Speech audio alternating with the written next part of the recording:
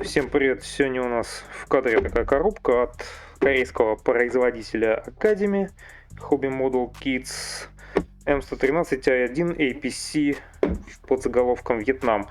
В общем, да, набор корейской фирмы, но сегодня посмотрим, так сказать, без призмы видения моделиста фирмы на перепаке, который очень часто делает перепаки именно фирмы Academy, а, так сказать, посмотрим на оригинал без всяких вот там таких.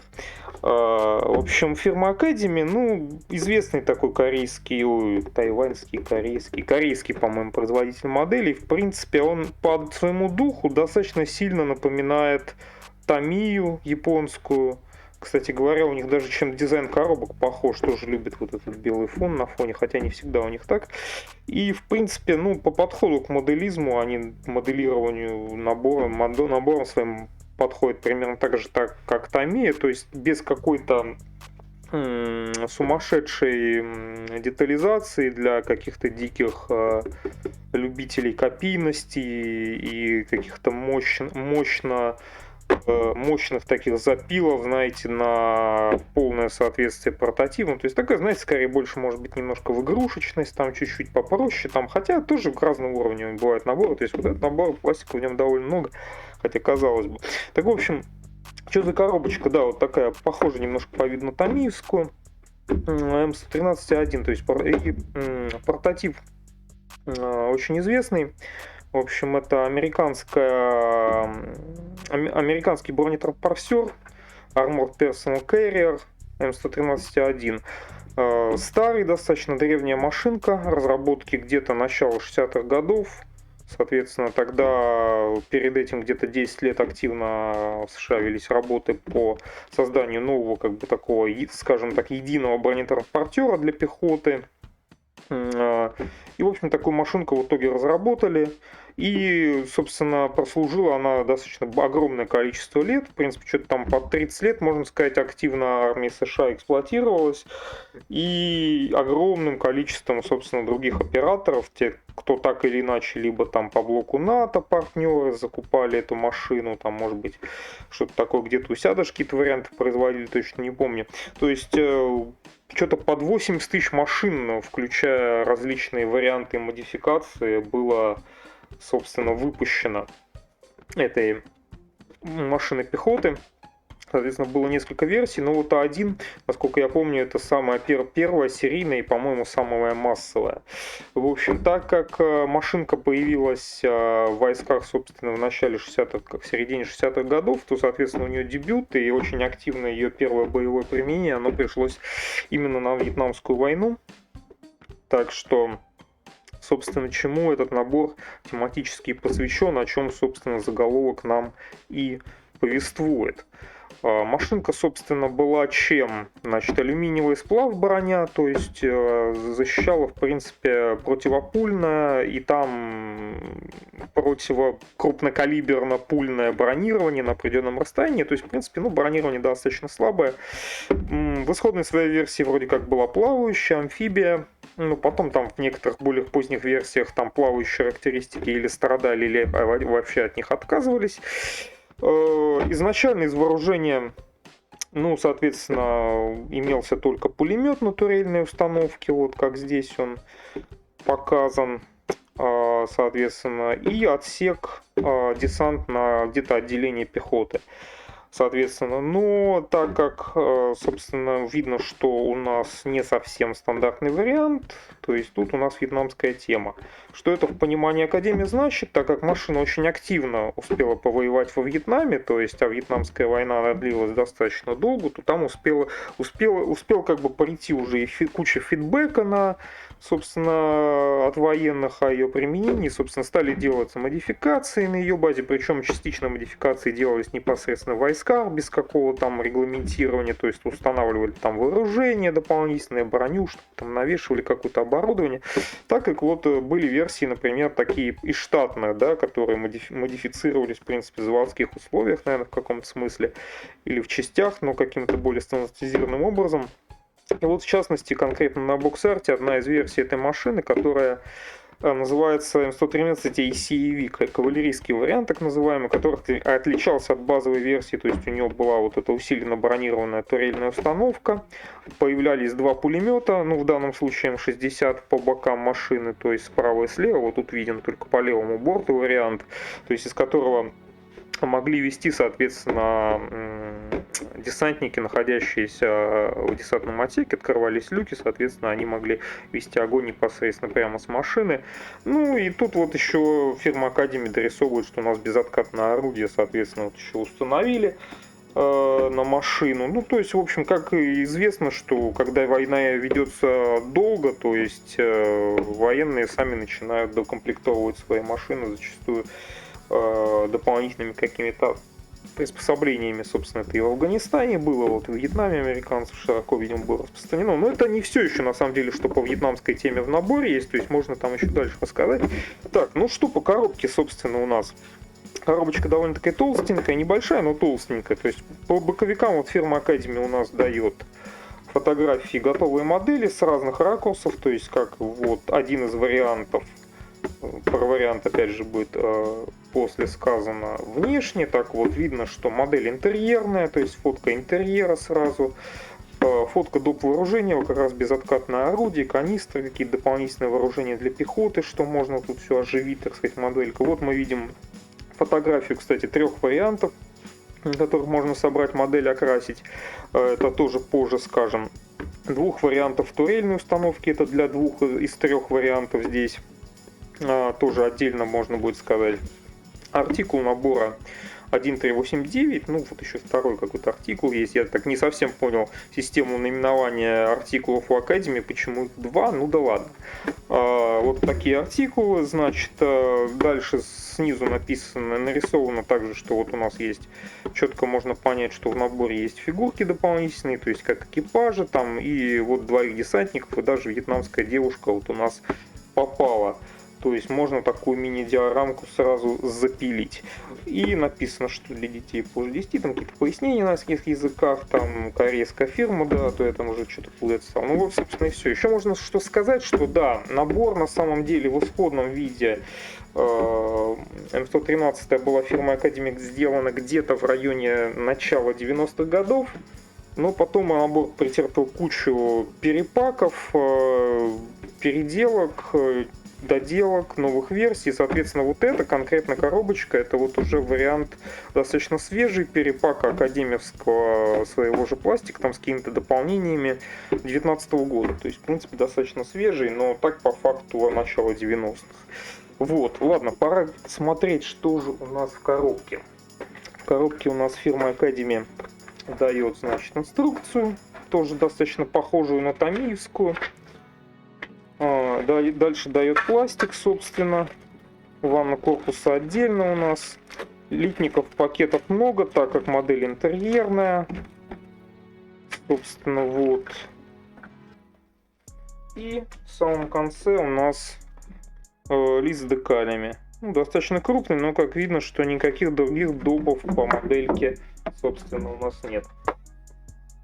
Так, начну, как обычно, с бумажной части, то есть инструкции такого вот вида. Значит, дана историческая справка, где можно узнать, в частности, помимо того, что это просто М113, очень распространенная машина пехоты американская, ну, также и про вьетнамские версии увидеть, что, в частности, в данном наборе дано 3 различные версии доработанной данной машины, эксплуатирующейся в Вьетнаме.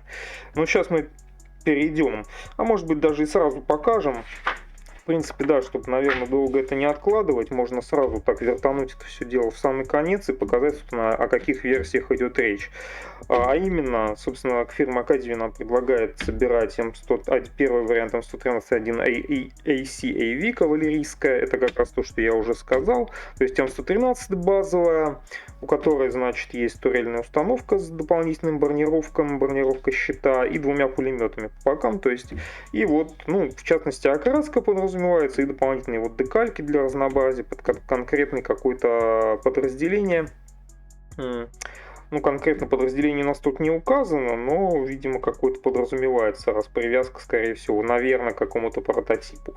Вторая версия тоже на Вьетнам мы видим, это армия Южной Кореи. Ну, как известно, помимо, собственно, вооруженных сил США в вьетнамском конфликте участвовал на стороне США и достаточно большое количество ее союзников. То есть там были австралийцы, и новозеландцы, и южные корейцы, еще, по-моему, несколько армий было в каком-то количестве представлено. Вот, в частности, Южная Корея. То есть видно, что у южнокорейцев своя версия была М113. Ну, соответственно, они получали их, по-моему, покупали, возможно, как-то каким-то таким другим ленд-лизным схемам получали эти машины, но немножко своих версий. Видно, что вот их версия, несмотря на то, что оборудована пулеметом М2, но у него нет щитка, и дополнительно зато присутствует один пулемет Браунинг, тоже со своим какой-то формой щитком, и немножко отличается. То есть немножко отличается их машина от армии США. Соответственно, ну и декали там красивые, разнообразные. У Южной Кореи свои. И третья версия дают нам на Королевскую австралийскую армию и дают совершенно другую версию. Это уже совсем даже, можно сказать, не совсем боевая машина пехоты, это уже такая огнеметная машина. Соответственно, вот эта турельная установка, это на самом деле огнемет. Соответственно, вот про него написано М132 огнемет. То есть такие машины, соответственно, своя у них была установка турельная. У них вместо десанта размещалась в десантном отсеке, собственно, баки с горючей смесью.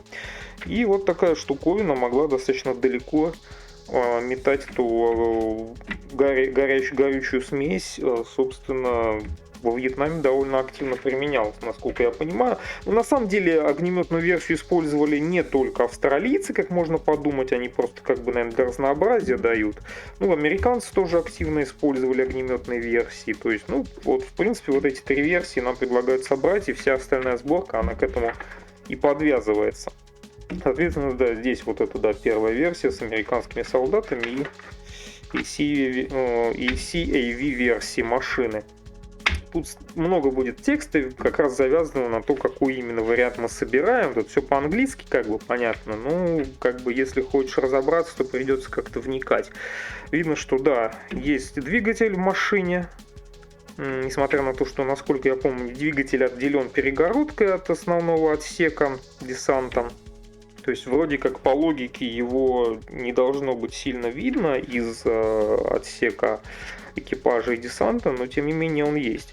Вот тут у нас пояснение, что нужно выбирать варианты, пояснение о том, что клеить, что не клеить. В общем, движок у нас тут даже собирается. Вот полик боевого отделения, тут уже с какими-то сидушками, управлением. Вот здесь устанавливается движок, то есть он находится в передней части машины, в принципе, компоновка такая же, как у наших БМПшек в каком-то смысле. Соответственно, вот видно, что здесь у нас уже и скамейки десанта появляются. Вот эта сидушка стрелка, собственно, командира машины. Так, появляется вот здесь уже перегородка, отделяющая механика водителя, двигатель от боевого отделения. Ну, на самом деле, да, боевое отделение было отделено от движка, но с десантным, в принципе, никакой непосредственной отделяющей перегородки не было. То есть доступ из боевого отделения в десант, он был свободен абсолютно. То есть, по сути, стрелок-командир, он вообще как находился рядом с десантниками. Вот, значит, ну тут много очень сразу идет по интерьеру, то есть и приборы какие-то, и рации, тут всякое доп. Оборудование, то есть это все этим надо будет, конечно, заморочиться, да. А если этим заморочиться, то, конечно, лучше люки потом, десантные отделения, там люки какие-то дополнительные открывать, чтобы это все показывать, иначе зачем с этим морочиться.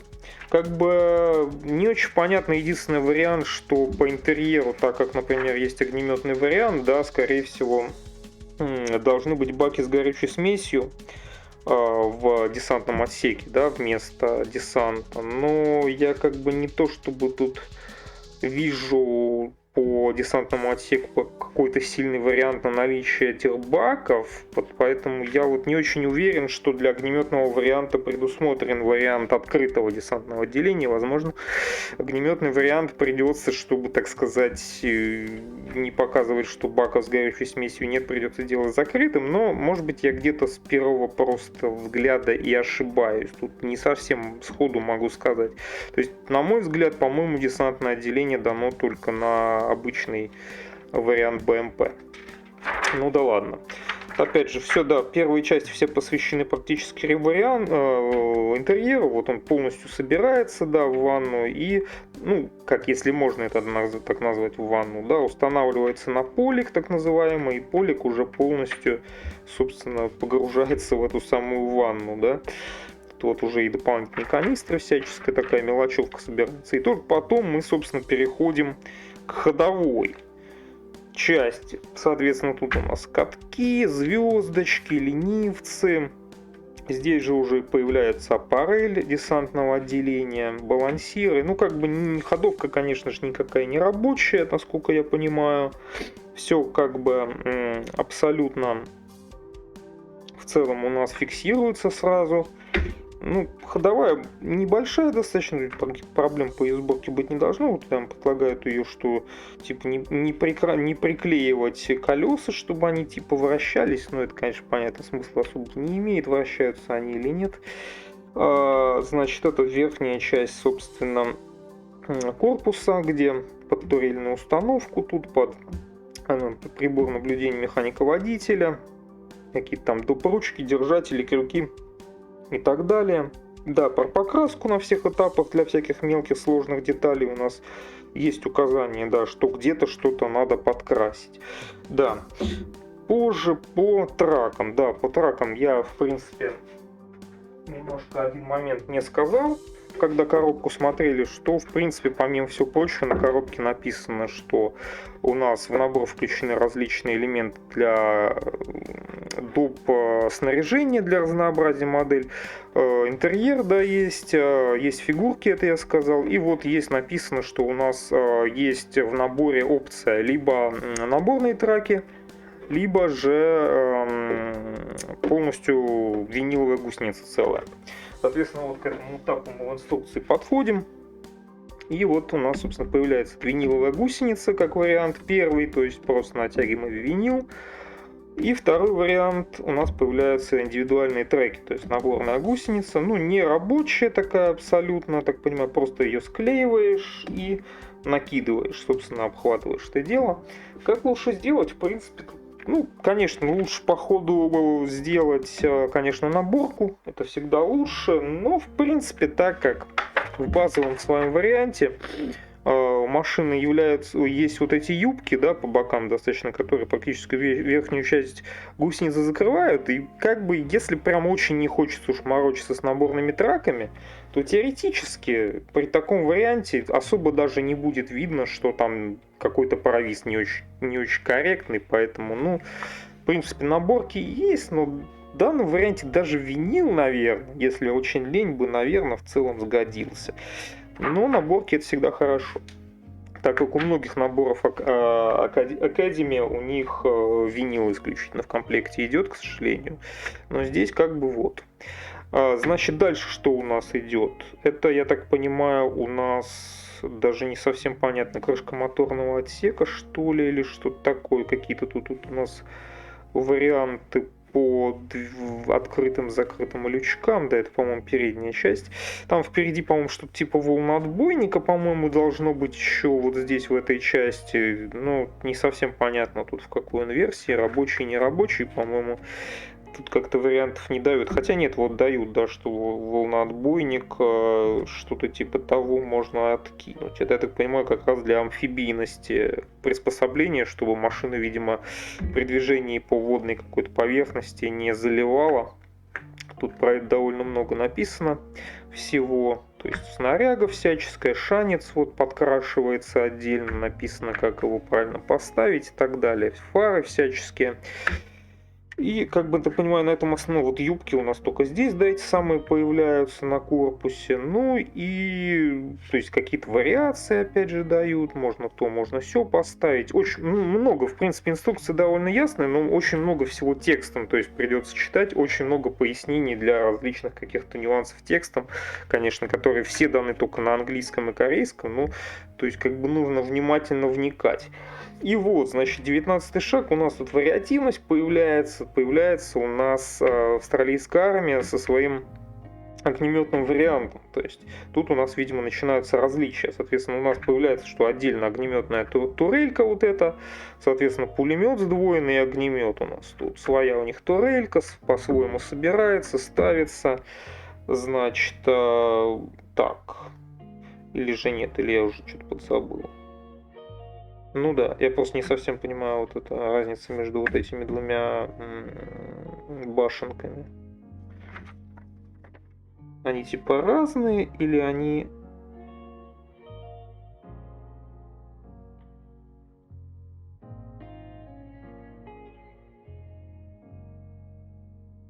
Ну, короче, по-моему, два варианта тут турели. Я не уверен, какая из них огнемет. Вот это точно огнеметная, а вот это не очень. Написано, что нужно выбрать между королевской австралийской армией и 106-миллиметровой ACV турелью. Но я что-то вот между двумя этими турелями не совсем понимаю, в чем между ними прикол. Ну да, вот это точно огнеметная, а вот это американская ACV-шная, что ли. Или австралийская. Ну, короче, ладно. Короче, вот я говорю, да, надо внимательно за этим следить, потому что где, какой версия, что. Вот американская, да, это у нас водителя, соответственно, прибор наблюдения и люк, это для них характерная штуковина. И 50-миллиметровый пулемет. 50-й калибр, не 50-миллиметровый, 50-й калибр. Так что просто как бы не хочется на этапе обзора тут погружаться в то, в какой именно шаг для какой версии. Но единственное, можно сказать, что как бы немножко попроще могли как-то все делать, но скорее всего просто нужно внимательно вникать в инструкцию, чтобы не перепутать, что к какому варианту. Ну вот это понятно, это у нас корейская версия, как в итоге должна выглядеть. Вот 50-й калибр, вот такая у них башенка и свой пулемет. Вот это, соответственно, у нас появляется 106, как опция 106-миллиметровое безоткатное орудие, можно сверху установить. Вот эта версия американская, как раз вот эта доработанная ACV-шная. Тоже написано, что где-то нужно что-то просверлить для дополнительных там пулеметов крепления. По-другому немножко выглядит у них башенка, появляется безоткатное орудие. Вот, собственно, видно, как это доп. Вооружение все это должно... Ну, самая интересная версия, как по мне, конечно же, да, ACV-шная, именно с таким количеством оружия дополнительного. Это прикольно. Вот. И, собственно, это у нас и последний вариант. То есть, получается, 3 последних листа. Это у нас австралийцы, так понимаю, с двумя вариантами турельки. У них либо огнеметная, либо, наверное, не огнеметная. Корейцы со своей башенкой и со своим пулеметами. И, соответственно, американцы доработанный вариант на дополнительный пулемет. Ну, так понимаю, базовый М113 не модифицированный в инструкции нет. Ну, я не знаю, можно ли ее, в принципе, собрать в каком-то из вариантов. Ну, теоретически, наверное, можно отказаться от доп. Вооружений и собрать базовую М113, что-то такое сделать, если очень хочется. В конце фигурки у нас перечислены. Собственно, вот там экипаж и 2 десантника и корейская девушка. Но фигурки, насколько я понял, я видел их фотографии в окрашенном виде, конечно, по сегодняшним временам лица у них там стремноватые. Но, как бы, не все вообще занимаются фигурками, поэтому, ну, есть и есть, как бы. Вот у нас тут есть, собственно, вооружение дополнительное. Тут тебе и всяческое такое достаточно известное вьетнамской эпохи вооружение американское. Гранатомет их, соответственно, вот этот блупер их известный. И, значит, М16 в длинном варианте и в укороченном для экипажа варианте. И что тут у нас такое? Это я даже не знаю, что такое. Бутылки какие-то там, короба с патронами, скатки всяческие, дополнительные всякие треноги, ленты патронные, канистры. Короче говоря, оживить будет чем. Ну и вот этот лист, который я уже, собственно, показывал, это где у нас эти три варианта с окраской. Соответственно, вот ACAV вариант с доп. Вооружением американский. С двух сторон. Ну, тут, конечно, никакой цветной кладки, ничего нет. Все у нас исключительно вот так вот в черно-белом виде и обозначено. Ну, американский вариант одноцветный, тут все просто. Корейский вариант сложный. Там была, кстати, фотография на боковиках корейского варианта. Он довольно-таки забавный такой, у них очень необычно разукрашен. То есть желтые такие огромные пятна, а вот это, по-моему, зелеными остались полосы. И такая огромная еще декалька впереди. Такой забавный вариант у корейцев. Ну и австралийцев опять все просто. У них один цвет, по-моему, и тоже там несколько.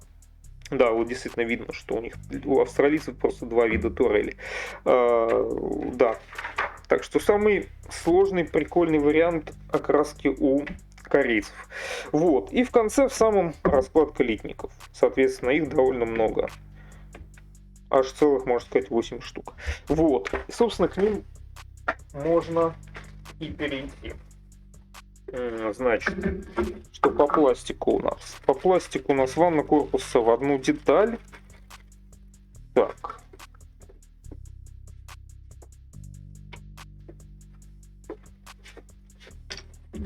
Сделано. Что, конечно, нам облегчает задачу, хотя машинка небольшая, поэтому тут не то, чтобы прям как-то было с этим какие-то проблемы. Подага на вылете такой темно-зеленый оливковый пластик, соответственно, все просто. Вот Академия, конечно, не могла свою огромную нашлепку не сделать на днище, где видно, что это 93-й год. Ну, так как днище абсолютно никак не детализировано, кстати, есть еще некие подозрительные отверстия, непонятно под что они тут. Уж не под электродвижок ли. Ну да ладно. Соответственно, в остальном, ну, чисто ванна как-то детализирована довольно слабо. Какой-то рельеф присутствует только вокруг ходовой. Но, в принципе, ничего. Так. Значит, первое, что у нас идет. Дальше у нас идет крупный литник, собственно, вот этот крупный пакет. За деталями, так сказать, понимаю, корпуса, да и вообще со всякой мелочевкой.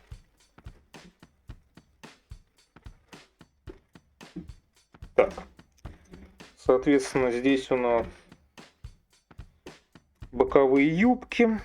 Турельные установки, я так понимаю, австралийского типа. Вот это, по-моему, обе австралийские они, я насколько понимаю.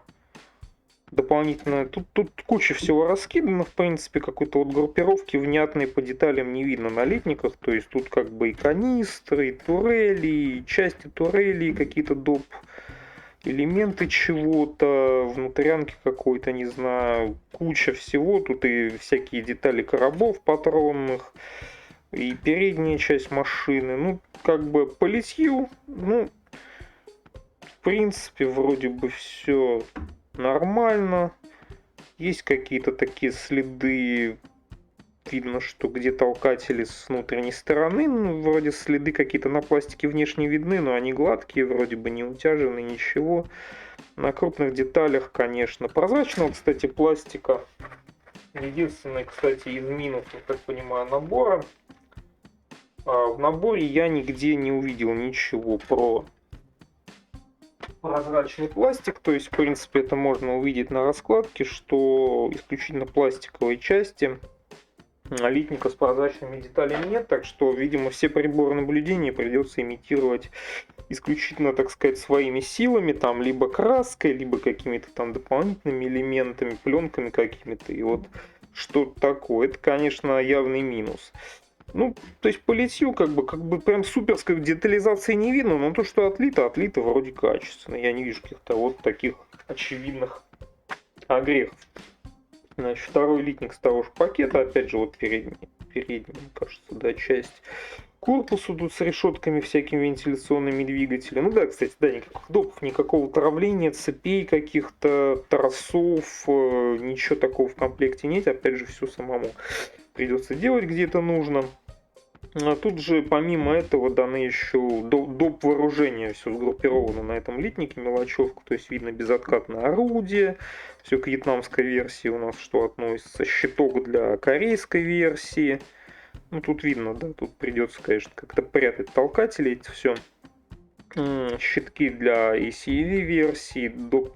Вооружений, пулеметы, винтовки М16, там дополнительное какое-то вооружение, то есть какие-то тренога для безоткатника, вот это. В основном тут всякие такие допчики, так можем сказать, для именно вьетнамской версии.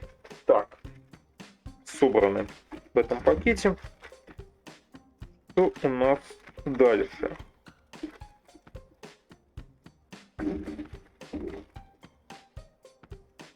Можно увидеть, что я облажался, нагнав зря на фирму Academy. И только что я увидел, что прозрачные детали все-таки в комплекте имеются. Но правда, эти прозрачные детали не относятся непосредственно, собственно, к приборам наблюдения. А как можно увидеть, если присмотреться, относятся они к симуляции бутылок и чего-то такого. Очень забавно, да. Когда, да, прозрачных приборов наблюдения в комплекте нет, но зато есть бутылки. Ну да, кстати, можно увидеть, что перечислено ClearPart в списке литников, то есть они на развертке не показаны, но написано, что они как бы есть в наборе, то есть как бы дополнительно тут видно, что вот перечислена у нас нижняя часть корпуса, какой-то поликэп есть. Кстати, я его не увидел нигде в наборе, что за поликэп. Flexible Track, кстати, мне, по-моему, тоже не достались. Ну, тут, кстати, возможно, этот набор куплен с рук, поэтому действительно каких-то, возможно, да, виниловых гусениц мне, наверное, возможно, и не досталось. Хотя индивидуальные достались. Ну, вот, собственно, вот этот литник, да, это он, это литник как раз исключительно с бутылками. Фигурки есть. Инструкция есть, декале есть. По ходу из всего этого мне некий поликэп только одна штука не достался. Для звездочки, наверное. Ну, не знаю. Ну, как бы да, вот видно, что у меня с рук купленный. Вот, например, в комплектации сразу можно отметить, что, насколько я понимаю, ценнейшие виниловые гусеницы до меня не добрались. Но не то, чтобы я прям сильно горевал по этому поводу. Но, судя по всему, в комплекте они, наверное, изначально были. Ладно, сильно я отвлекся в сторону. Вот опять тоже вьетнамской темы, судя по всему, литник, куча мелочевками и фигурками. Две штуки, значит, вот такой. Так, видно сразу проблемка. Ствол 50-го калибра изогнулся в сторону. Еще мне вверх-вниз, а в бок куда-то. То есть это сразу проблемка, конечно. Тут придется с этим стволом что-то делать. К сожалению, да, неприятно. Ну, стволы, кстати, не высверленные, как можно сказать. Никаких тут многоразъемных форм фирмы Academy не встречается. Им бы как бы стволы-то прямые сделать, не то чтобы там что-то высверливать. Ну, видно, что да, тут в основном опять же мелочевка, целых 4 скатки, канистры, шанец, люки, приборы. Соответственно, вот видно, да, что отверстий даже в приборах никаких нет. Понятно, просто все краской. Симулировать верхняя часть корпуса. Вот это как раз лицевая часть. Внешне вроде какие-то видны какие-то шероховатости, но это вроде как исключительно визуально. Рельеф весь вроде как штатный, никаких каких-то утяжен я не вижу. Прибор наблюдения глухие пластиковые. Бронировка турельной установки вот тут дополнительная. Щиток вот тот самый, мелочевка всяческая наверх идет. Ну, в основном, да, вот на этом литнике то, что, судя по всему, идет на верхнюю часть корпуса. И, значит, такой вот литник еще по фигуркам, я так понимаю. Ну, не совсем понятно, все ли фигурки здесь или нет. По-моему, да, вот, наверное, все, в принципе. Тут видно, что и девушка вьетнамская здесь присутствует, тут же и экипаж присутствует.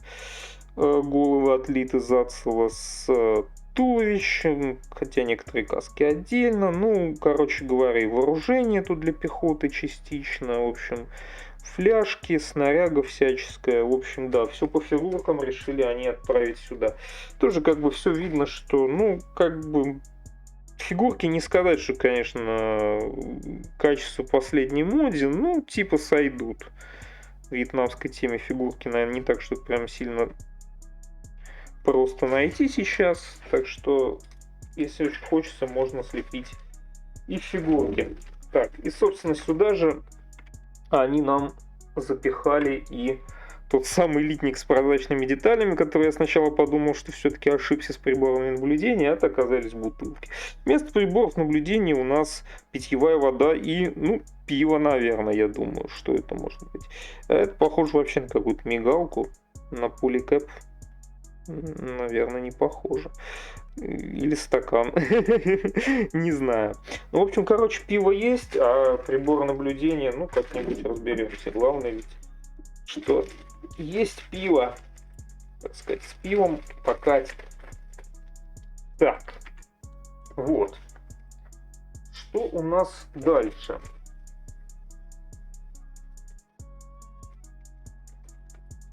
Помимо всего прочего, в следующем пакете четко видно, что интерьерные детали и детали внешние корпуса разноцветным пластиком сделаны в модели. Ну, что довольно прикольно, в принципе, сразу понятно более-менее что куда. В данном пакете, например, эти детали присутствуют. В частности, переходим, собственно, уже плавно к внутрянке. Серый пластик. Видно, по ощущениям, по-моему, более старый литник. Это, соответственно, у нас полик боевого и машинного, и вообще всех отделений, можно сказать. Видно с рифлением. Вот тут всякие посадочные места под все, что на этом полике должно располагаться. Видно, что тот же 93-й год, хотя по литнику, не знаю, то ли пластик такой, то ли действительно, как будто он немножко чуть подзаплывший относительно других, но, возможно, это и кажется. Детали двигателя, который там достаточно нормально так детализирован, ну, все такое, чуток того, что вот по машинке и по внутрянке идет здесь. Какие-то вот прям явных каких-то утяжен проблем на пластике я не вижу. В целом вроде более-менее. То есть выглядит слегка заплывшим, но типа норм. Так, в том же пакете у нас большой, опять же, оливковый пластик по внешке получается. Литник, соответственно, у нас боковые юбки вот эти, кстати. Они, по-моему, уже были у нас где-то уже боковые юбки. Или я это путаю.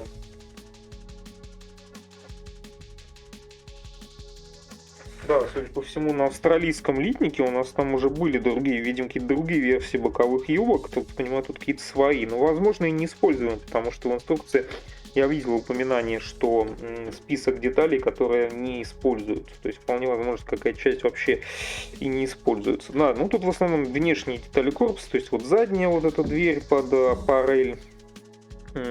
Собственно, опять же, кожухи двигателя. Тоже, кстати, по-моему, там вариации есть. Какие из них ставить люки в верхней части, там задние и вот этого всего. Ну, дверь в аппарели, собственно, да, похожая система на то, что мы там видели по амфибии морской пехоты. Я так понимаю, аппарель какая-то подвижность вроде как бы непонятно предусматривается или нет.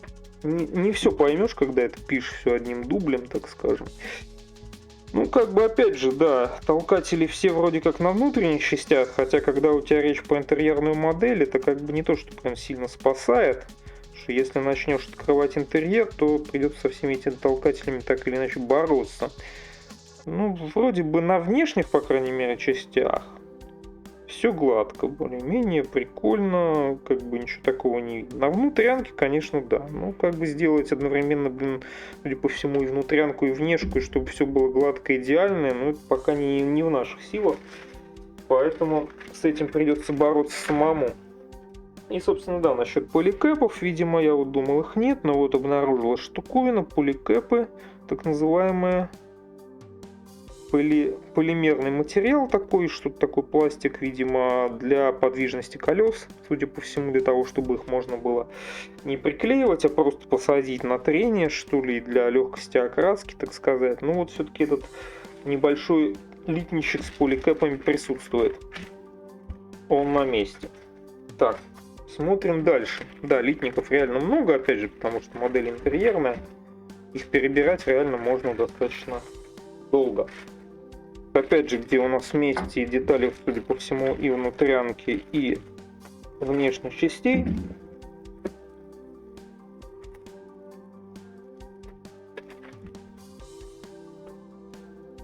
Соответственно, здесь у нас ходовка, катки и балансиры. Соответственно,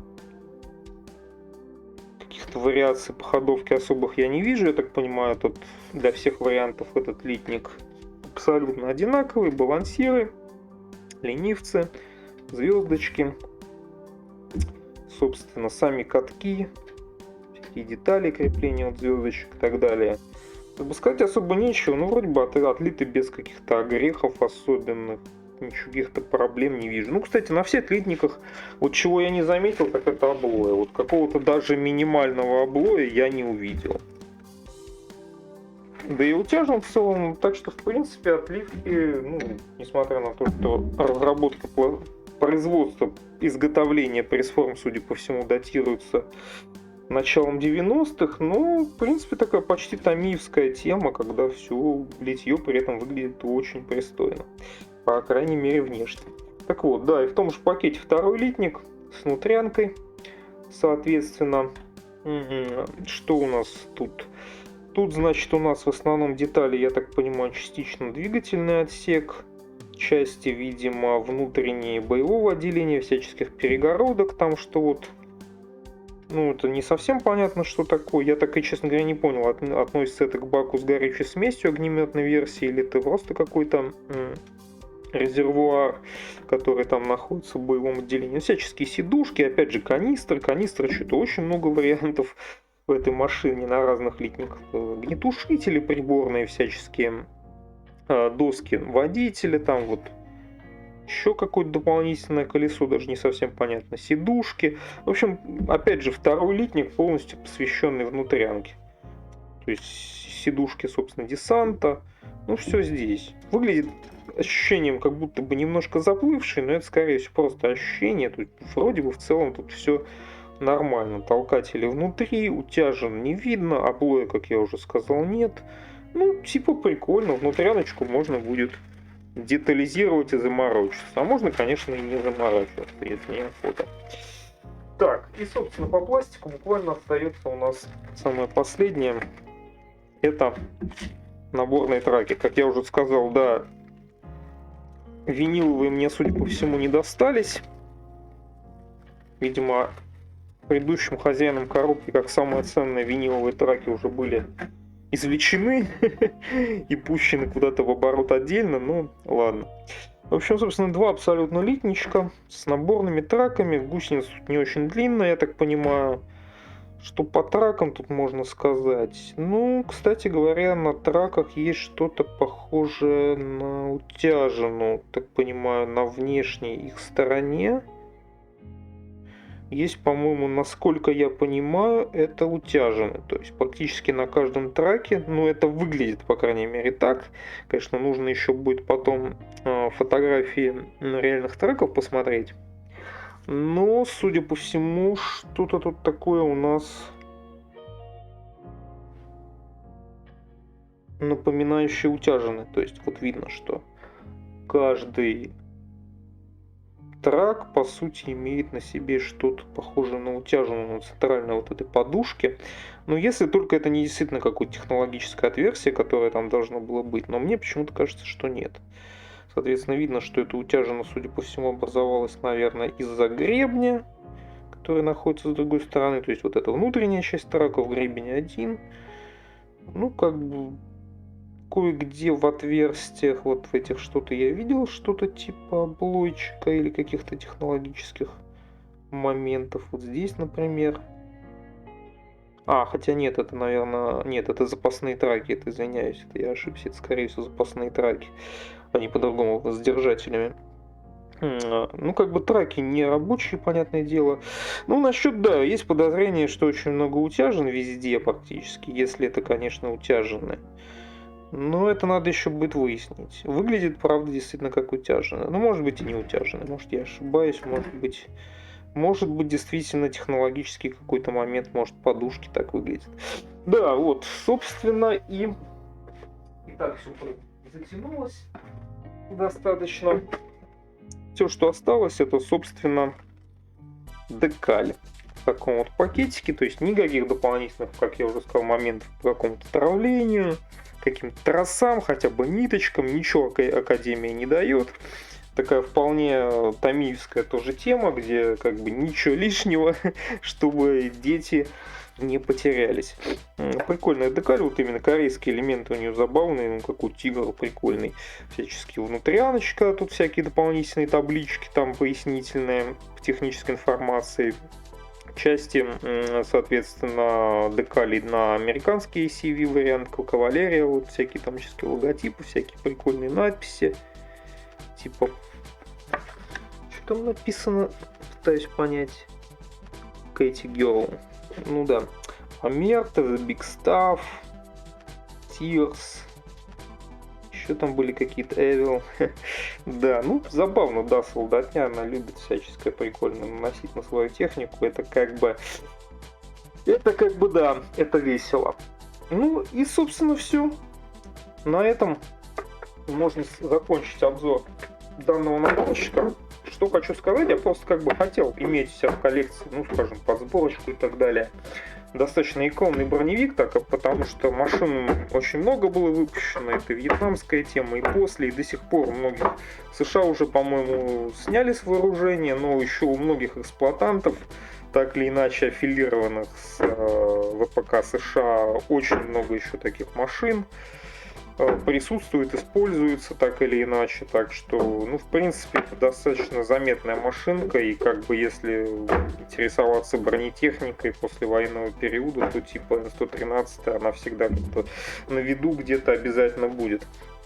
Так что по наборчику, ну, как бы он сказать, уже не новенький, и не то, что какой-то супер офигенно прикольный и технологичный, но зато у него есть внутряночка, у него есть наборные траки. У него нет прозрачного пластика, к сожалению. У него есть 3 прикольные вариации. Есть фигурки, как допчики, там всяческие вооружения, всяческие такие приколы. То есть типа под диорамку, что такое можно кому хочется. Но недостатки есть, да, опять же. Нет каких-то допов и даже прозрачных приборов нет. Ну, такое вот впечатление по наборчику. На этом все.